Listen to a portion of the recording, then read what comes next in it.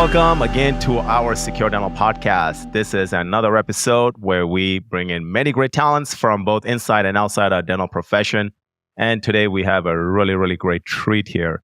So before we get started, big shout out to my sponsor, Dentvia. Dentvia is a virtual dental administration company that assists our front desk and our office managers with back-end tasks such as calling, leads, insurance verification, and all the back-end stuff which we all hate. Definitely visit them at dentvia.com. That's www.dentvia.com. Now, without further ado, I'm going to jump right in. I got Colin Carr. He's a founder and CEO of CARR, a nationwide leader in healthcare real estate. Colin knows doctors inside out. He knows healthcare, and he helps us get the real estate as well as lease spaces to, better serve our needs. Now, without giving out any further information, I'm going to pass the mic off to you, Colin, and I want you to do the intro and take it from there, man. All yours. Thanks for having me. I really appreciate it. So I've been doing commercial real estate for over 2 decades now. I started in real estate when I was 19. I got out of high school and was not sure what I wanted to do, but I knew I was fascinated with real estate and a few other things. So I jumped right in. Did you say 19? Yep. So wow. I started managing apartment complexes and doing a lot of property management. And then I got into brokerage, like helping people lease and purchase when I was 22. And the first company I worked for was basically a tenant and buyer firm, mostly for like large retailers. So we did Walmart, like Wendy's, fast food, like Wells Fargo, Blockbuster. We had a coffee franchise that competed with Starbucks. So it was stuff like that. I did that for a couple of years, enjoyed it. But I started just by default, I started working with a lot more business owners. I started doing office and industrial tenants. And then I found myself involved in a handful of medical and healthcare deals. And I had a couple clients that I'd worked for that owned industrial buildings that purchased some medical buildings. And so I got thrust into the medical space just by default. And I realized that I really liked working with healthcare providers. And so I started doing more and more healthcare, more and more medical. And I got eventually to the place where I was doing almost exclusively healthcare. And I had a series of deals that happened sequentially where I knew this is how the game was played. I had lived it. I had done it. But just for me, I had this epiphany like, hey, we need to adjust the business model and shape or shift how we're doing things differently. And so I'll give the quick little story of it. I had a couple of medical buildings I was listing. Well, actually, I had quite a few, but I had these specific ones that I was listing for this landlord. And we had a couple of doctors who had leases coming up for renewal. So they'd been in the property for a long time. They had thriving practices. And I was talking to the landlord. There's a large publicly traded REIT that owned the real estate. And the asset manager called me one day and he said, hey, let's talk about Dr. So-and-so's lease. It's coming up for renewal. And he said, have you met with the doctor? And I said, yeah, I met with him last week. And he said, does he have a broker? And I said, no, he's doing it by himself. And then he asked me, does he know the market? And I said, he thinks he does, but he doesn't know the market even close to what he should. And then he asked me, do you think he's willing to move? And I said, I know he's not willing to move because he told me that. He shouldn't have told me that, but he told me that. He told me he didn't want to move and he couldn't move.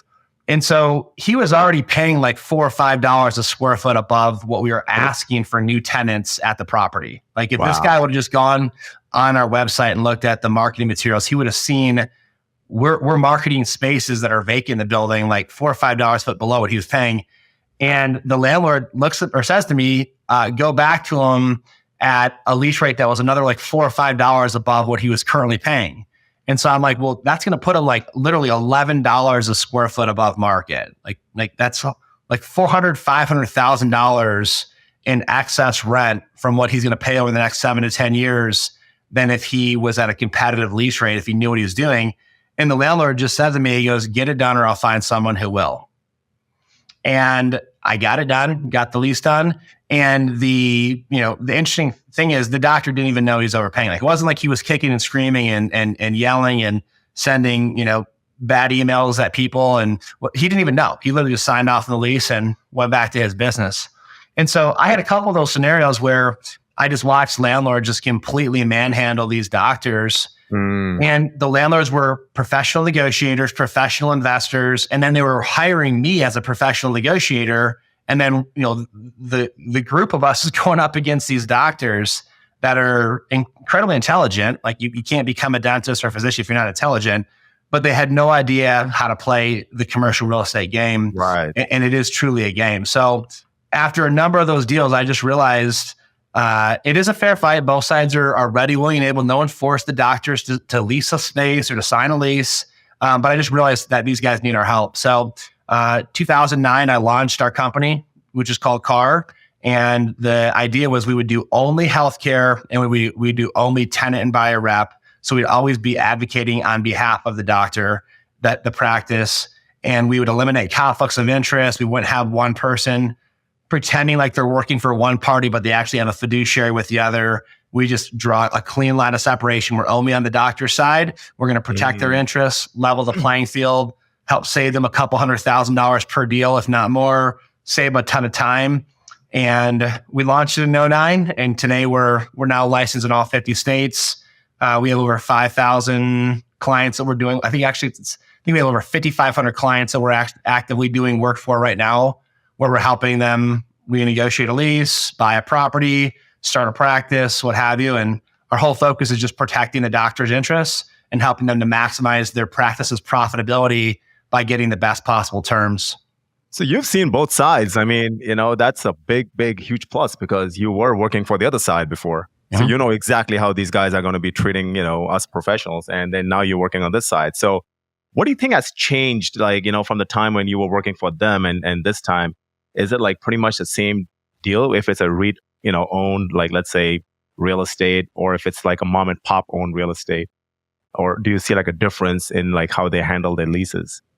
Yeah, there's definitely different types of owners. You get somebody that maybe inherited a building, it's their only property, or maybe their parents own the property and then they inherited something like that. Then you get these guys that are maybe they own a building or two, or maybe somebody bought a property for their own business and they're leasing out to a few other tenants, so they kind of know what's going on. And then you get into this realm of like just truly professional landlords, like institutional landlords, right? Whether it's a REIT or it's an insurance company or just a very well capitalized investment group. And so you deal with different like tendencies as far as how they operate. But the one thing that's the same no matter who you're working with is everyone wants to make the most amount of money they can. And this is not like limited to landlords. Like no dentist wants an insurance company to reduce their reimbursements. Like no dentist is going to tell no dentist is going to tell Delta Dental, hey, listen, if you guys want to pay me 20% less next year than you paid me this year, it's not a problem. Like everyone wants the most they can get. You want to do it with integrity. You want to do it fairly, but nobody wants to have their money give them an average yield. You want the highest return from the stock market. You want your 401k to push out the biggest returns. And so it's a really obvious game when you think about it. But a lot of doctors approach landlords as if the landlord actually thinks that they care about them. Like landlords will say stuff like, you've been a great tenant. We want to keep you. We'll treat you fairly. And they're saying that. So the doctor puts their guard down and then signs off on a lease where they overpay by $250,000 in a 5, 7, or 10 year period. So the tactics haven't changed a whole lot.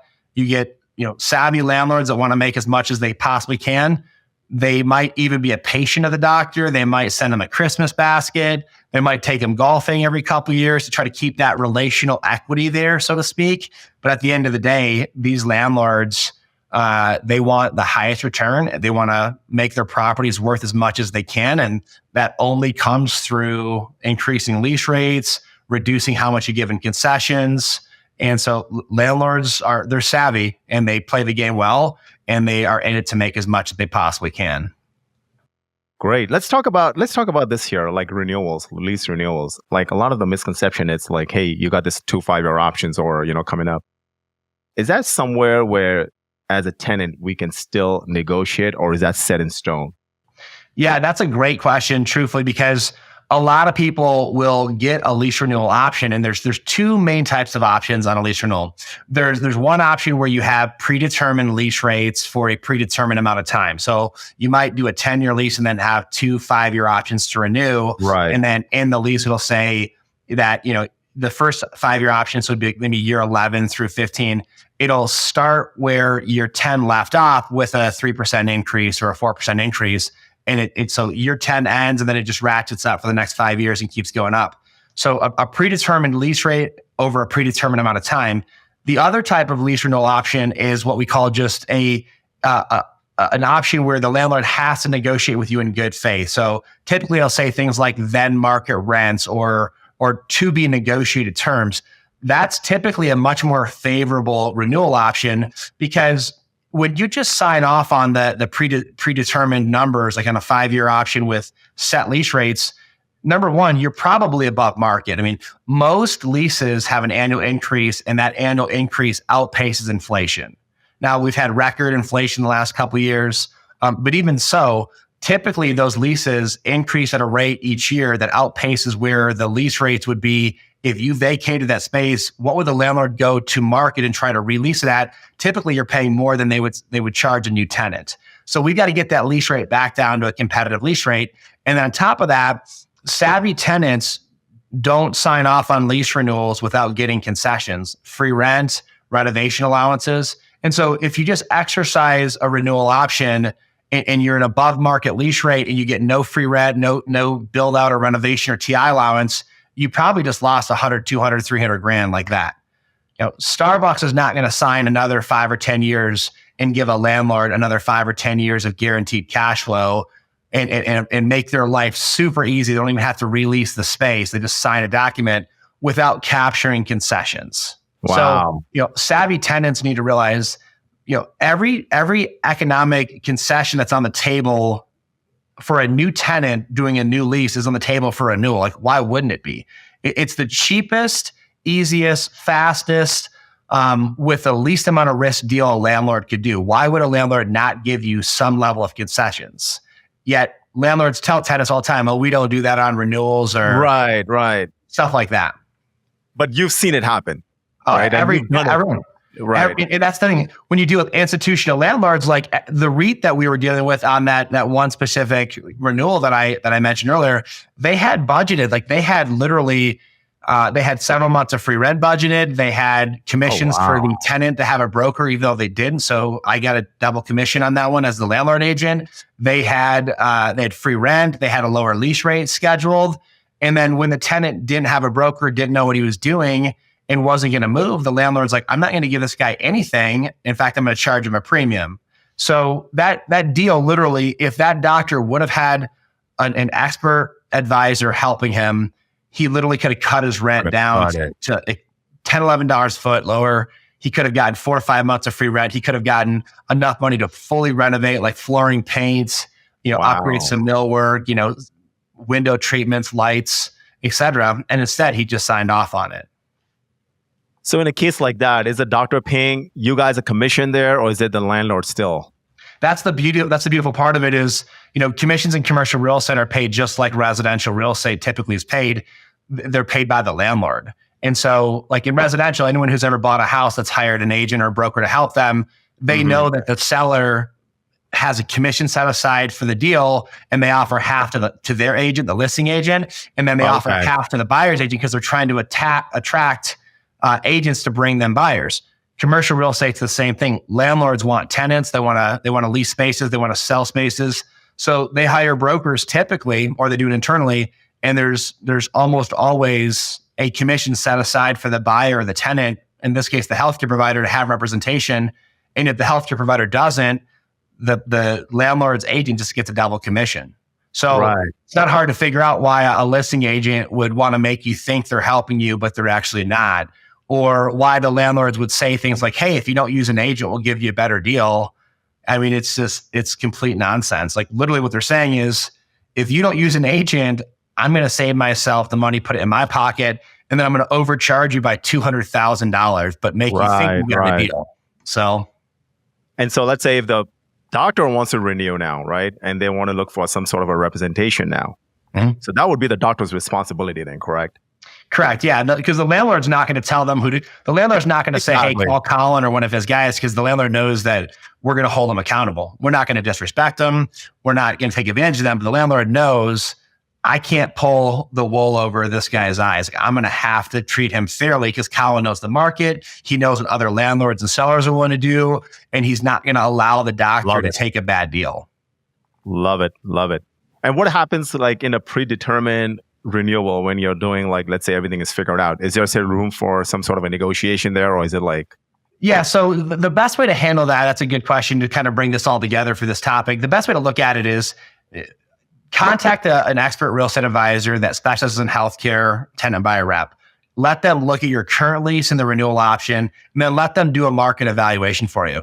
If for some reason that option to renew actually is competitive for some reason, let's just say that your original lease was so competitive and the renewal option terms are so far below market just because the market's gone up so much, there's a possibility of just signing that renewal option could make the most sense for you, and waiving any options for free rent or TI because the lease rate's so much lower. And the landlord would not give you that lease rate if you negotiated. But typically you're better off to waive that option and just have your agent negotiate a brand new deal. Because here's the reality.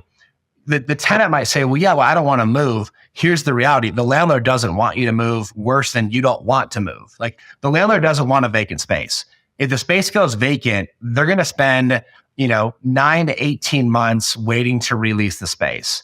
Then they're going to have a new tenant come in that's not going to sign off on a bogus lease rate and pay above market like you are. They're going to be more competitive and they're going to negotiate harder. And so the landlord's going to have to bring that lease rate down to get that space leased. Then that new tenant's going to want to renovate the spaces. Anytime, I don't care how nice the space is, when someone moves out of it, you see every flaw. You see the flooring needs to be replaced. You see that all the walls need to be touched up and repainted. You see chips in cabinetry. And so that landlord's going to sit vacant for 9 to 18 months. They're going to end up with a lower lease rate typically for a new tenant. They're going to have to give free rent and other concessions.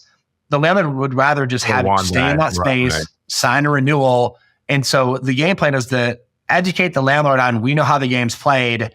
You're going to lose 100, 200 grand if our client moves out.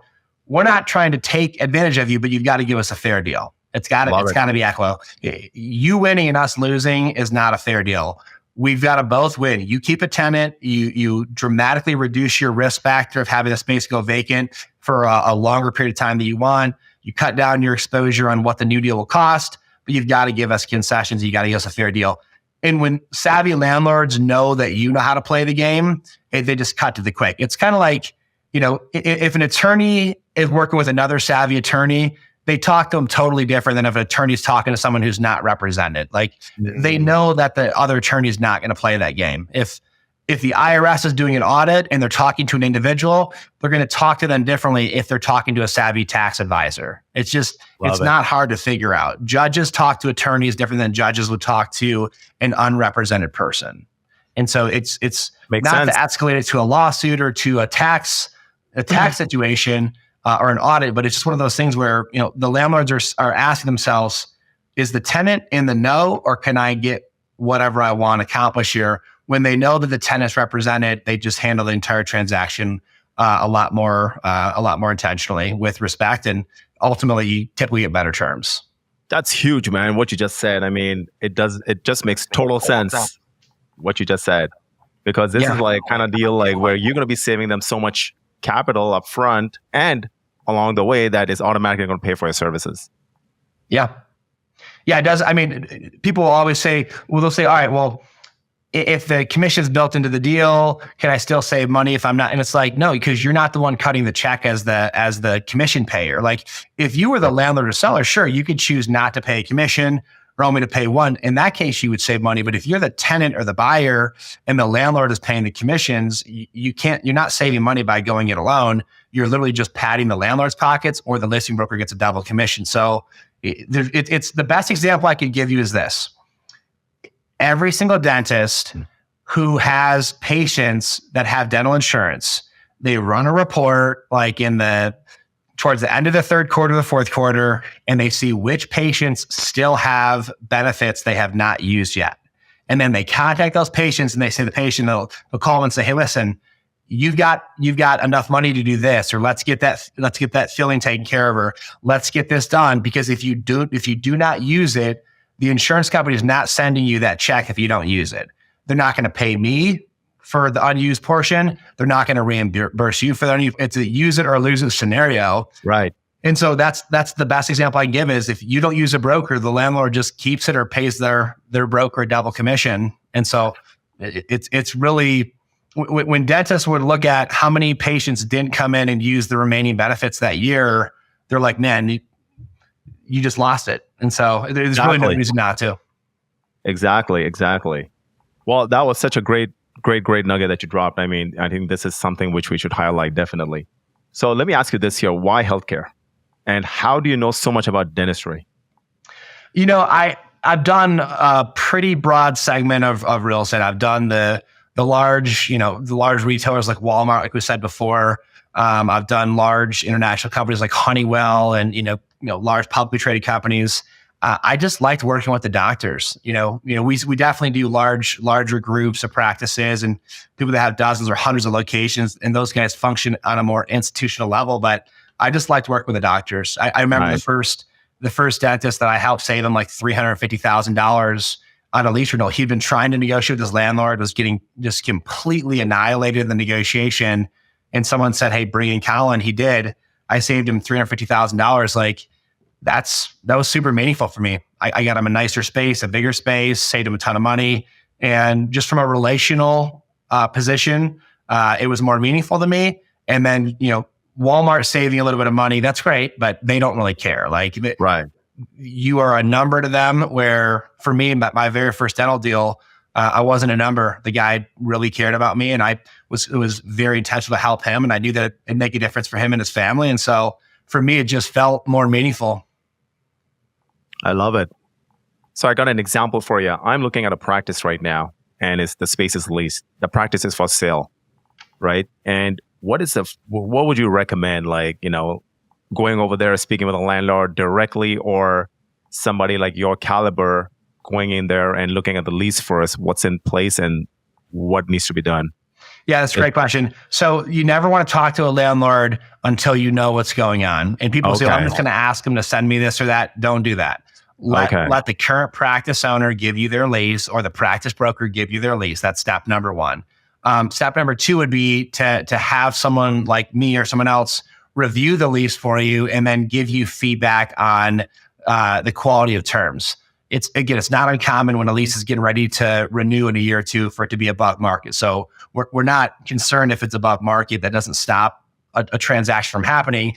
It just gives us insight into what's available as you move forward. Now, if that doctor just signed a new 10-year lease and there's 9.5 years left, really the only reason you're evaluating is just so that you have information to realize if you have a good, bad, or average lease. But if that lease is coming up for renewal in the next year or two, or it's coming up for renewal in 6 months, and you're going to have to deal with it, then the person you're talking to can say, let's put together a strategy and figure out how to get you back to a competitive lease rate, or let's figure out how to get you money to renovate the space. It could be a fair lease rate, but the space could need some upgrades. And so that stuff's all on the table. Sometimes people buy a practice, 10 years left, 7 years left, you just inherit it, and then you live the fight another day. You wait till you get inside of 12 or 18 months in the future, whether that's 5 years away, 8 years away, and then you renegotiate it. But if there's a chance for you to renegotiate that lease in the next, year or two, probably you're going to be doing that simultaneously to buying the practice. And then a couple other quick pointers. You don't want the current doctor renegotiating that lease for you. Okay. They're not going to be there. You want to keep them out of that process.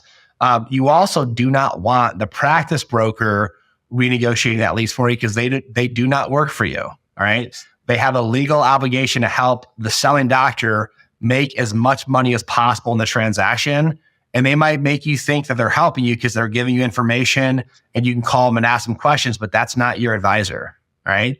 This is a person who has a legal obligation to help the selling doctor maximize their profitability. So you want an independent, neutral person that's not tied to the landlord, that is then tied to you. And that person will help advise you, talk about how to handle the process. And again, ultimately, it's the same scenario. This current landlord does not want to lose any tenant, whether it's the current tenant they've known for 5, 10, 20 years, or it's you coming in buying the practice. They don't want a vacant space. And so we just want to make sure it's a fair lease rate, good terms. And if we need to renovate the space, if you're going to give that landlord another 5, 7, or 10 years, that landlord needs to contribute financially to the deal. Awesome. Now, I know you mentioned about like you helping like big groups as well, right? Is DSO one of your specialty as well? We do a lot of DSOs. Yep. We do a lot of DSOs, MSOs, VSOs on the veterinary side. Right. We do a little bit of everything. Our bread and butter has always been the sole practitioner, individual doctor, whether they own a practice or 2 or 5. But we have so many clients we've taken from 1 to 20 practices or 1 to 10 that, we've just entered that space just kind of automatically by the nature of how we help them. But we also do a lot of DSOs as well. Great. Well, Colin, I mean, this is huge, man. I mean, you've changed my mind about getting help. Yeah. I mean, there's a lot of analogies I could give, and people don't usually think this way, but it's not hard for a dentist to look into someone's mouth and to see if they have a receding gum line. It's maybe not as obvious for a patient to see their own receding gum line or understand what's going on. It's not, most patients aren't going to be able to tell you if the color of their gum is right or if it's incorrect. You x-ray their teeth and you can tell if you need to put a filling in or not, or if their root's dead. I mean, like you just know these things because you have the instruments and tools, and certainly there's a very specific skill set that you employ when you perform the work. But analyzing someone and saying, hey, listen, we have too much crowding here. This is not right. We need to remove a molar. Like that's what you do every day. A really good real estate agent that knows the market, that understands how healthcare real estate deals work, that understands the landlord's motivations, they're going to be able to analyze your situation very quickly. And then they're going to give you information and give you options. So no one makes the decision for you. No one forces you to sign a deal or not sign a deal. They're just arming you with information saying, let's come up with a game plan. Like if you want to stay in the space, that's great, but we've got to have other options that we compare it to. We've got to know what it looks like if you wanted to own real estate and purchase. If you want to look at multiple locations to expand, like we can't just pick one property and negotiate with one landlord. We've got to go at the entire market, look at 4 or 5 options, 8 options, and then negotiate with 3 or 4 because we don't have a basis to compare any deal unless we have multiple options. Like if you pick one landlord and you start negotiating either on a renewal or a new deal, the only basis you have for comparing the terms are where they started versus where they end. But that's a terrible way to measure the deal.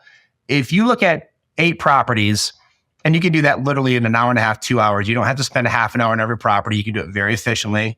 And then if your agent negotiates with 3 or 4 landlords simultaneously on a non-binding basis, if one landlord is giving $50 a square foot in building allowance, the next one's giving 45, the next one's giving 55, and then one tries to say, we'll give you $10 a foot. Well, 10's better than 0 where they started, but that's a terrible deal. Like you're leaving literally $180,000 to $200,000 on the table. And so having that information just helps you realize, this is what's possible. And you can get away from things like, well, we never do that, or we've never done that before. That's not how the game's played. I wish I could, but my bank won't let me. Like landlords throw all these like completely arbitrary and unilateral statements that have no basis. And then they're waiting to see if the doctor honestly is ignorant enough to believe it. And typically they are. And so when you have someone who's savvy, they're like, we're not, if that's your stance, you don't have a deal to make here. We're going to move on to the other 3 landlords that are competitive. When they hear that, they instantly change their tune. And here comes a revised proposal with what you asked for. And so it sounds, pretty straightforward, but it takes a strategy and it takes a way of saying things. So again, it's always done with respect. It's done with dignity and integrity. But if you don't hold landlords accountable, they will steamroll you, and they'll do it with a smile on their face, and they'll send you a Harry and David gift basket with some pears after you signed a lease. And I've never had a landlord send me a gift before, and it's like, you just overpaid by $300,000. Like their $40 Harry and David basket saved them $300 grand. Like it's amazing the way that people don't see what's actually happening though. One last question for you. So we spoke about leases. What about triple net? Like a lot of times I see like these leases, they have like humongous admin fee, management fees. Like they just kill it. I mean, like they're almost equal to the size of the rent on the lease itself. Is that negotiable or is that just set in stone? It's very hard to negotiate triple net leases. It's very hard to negotiate any of the operating expenses.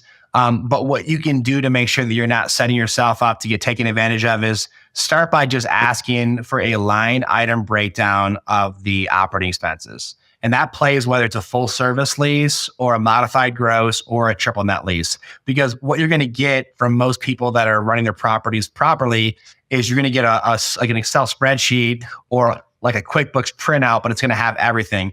And you're going to see the property taxes, property insurance, property management, and then you're going to see like historicals on electrical, on water and sewer, on janitorial, on landscaping, on snow removal.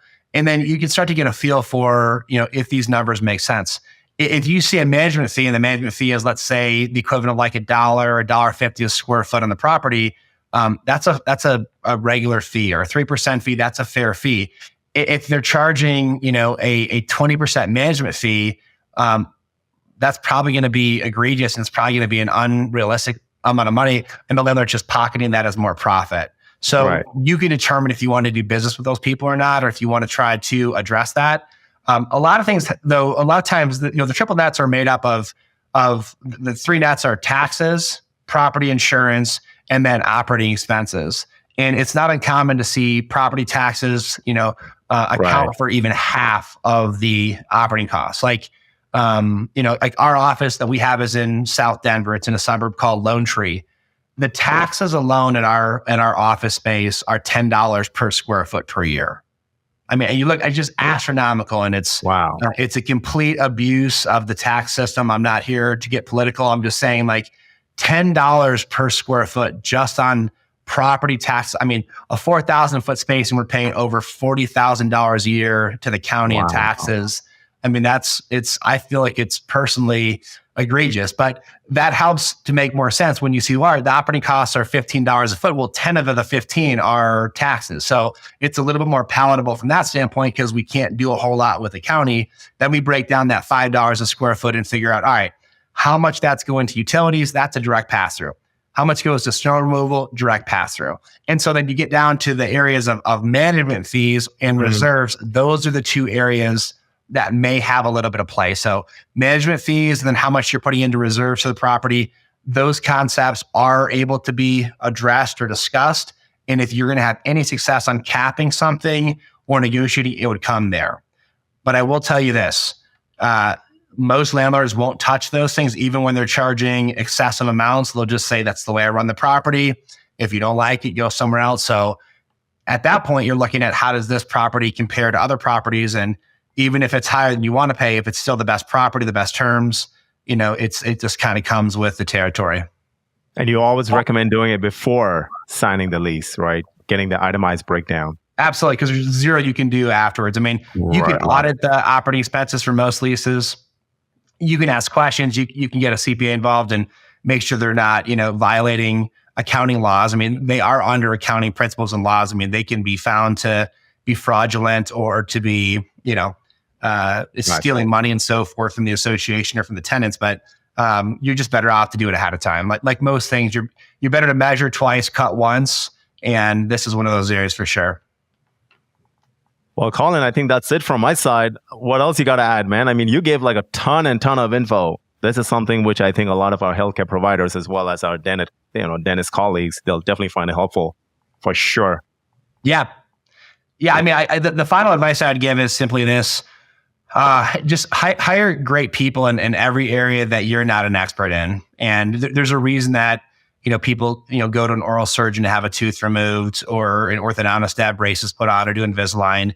You go to people that are trained in an area, that have a history of better results. And in real estate, typically you're not actually cutting a check for their services, which is fantastic. But even in other areas, like, you hire a really good real estate attorney. Like, you don't hire your brother-in-law who does family law in Iowa if you live in California. Like, you hire people that are qualified in your area. You hire a good architect, good contractors, good attorneys. You get good insurance. You hire good marketing companies. You hire good real estate brokers. The top practices in the country, this is how they operate. And it's the same thing for the top companies. Like, go outside of healthcare. Like Chipotle is not going to get taken advantage of on a lease because they hire the best brokers. They have the best attorneys. you're not going to see Starbucks, sign a bad lease. They just don't do that. Like, they hire really good brokers, they know what they're doing, and they have a strategy. So, if Lockheed Martin or Charles Schwab or any office or retail user is going to handle real estate with a very specific focus and make sure they maximize the opportunity, just do the same thing. It's literally once every 5, 7, or 10 years. No one's asking you to dedicate your entire life to a new skill set or a new career. Just hire someone who's really good. They'll help protect you. And then, if they save you $200,000, $300,000, you do that, 4 or 5 times over your career, and you'll find out that you've got literally millions of dollars of savings cumulatively over a 20, 30, 40 year career. And that's meaningful for most people. And a peace of mind. Absolutely. I know we're ending, but I would say this, that peace of mind is honestly worth almost more than the savings. Like, nobody wants to wonder if they got a good deal or a bad deal for the next 10 years. Like, having the information, having the ability to just say, hey, I know that I got the best terms at the best properties that fit my budget, that I could afford, that made sense. Like, I did the best I could with what I had. And that's a great place to be in any position, but especially in real estate. Well, Colin, you just changed my mind, honestly, thinking about, okay, I need to get professionals, because the way I look at it is I like to delegate all my weaknesses, honestly. If I have an HVAC problem, if I have an electrical problem, who am I going to call? I'm not going to tackle it myself. Mm-hmm. So like you just put it, man, I don't think you can put it any nicely, because we as dentists, we're always trying to see hey, we delegate everything, but when it comes to lease negotiations, we want to do it ourselves. Absolutely. And that's crazy. I love it. Well, Colin, hey, thanks so much for coming in. We're going to land the plane here. We'll definitely have your info there. Just verbally, how will they reach you or your agents? Yeah, best way to get in touch with us is our website. It's carr.us, so CARR.us. Upper right-hand corner or on the nav bar if you're on mobile, click to find an agent, and then you can pick your state, pick your market. You can start a conversation with anyone that you want to. You can see different bios. Some markets we have a lot of agents, some markets we have a few, but you can see the different agents. Or if you want to keep it simple, just click the contact us button. Basically literally check 3 or 4 boxes, and we'll have someone get in touch with you within a matter of literally a couple hours, and they can start the conversation. And whether you have a need coming up in the next year or 2, or even if you just signed a 10-year lease, but you're just curious how you did, we'll give you the time you deserve and set you on the right course. And even if you're 10 years out, we'll still give you the time, the conversations, and give you a few tips in the meantime. Awesome. Thank you so much. Appreciate all your info. Appreciate it. Yeah. All right, great. So ladies and gentlemen, make sure you like and subscribe. We know Colin was a great help. Make sure you look up for his agents. And if there's anything that's coming up related to leasehold improvements or lease in itself, definitely hook them up. All right, Colin, thanks so much. Thank you.